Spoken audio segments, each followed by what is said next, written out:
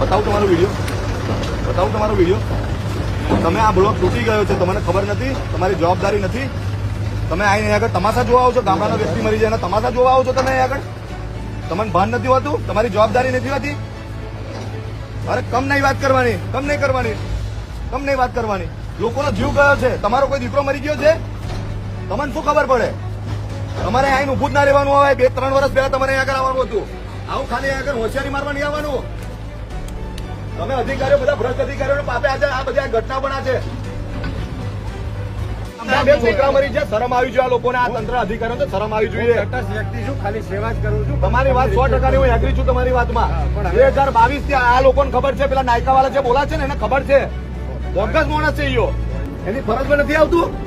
RNB division એમ આવે છે, આટલા બધા ખાડા પડી ગયા. અધિકારી આવીને એવું કહે છે કે મને ખબર નથી ને આ તૂટી ગયા, પછી એવું કહેતો કે આની બ્લોક તૂટ્યો છે. અહીંયા આગળ 20 જણા મરી ગયા છે. હવે તમે શું વાત કરો છો આવી?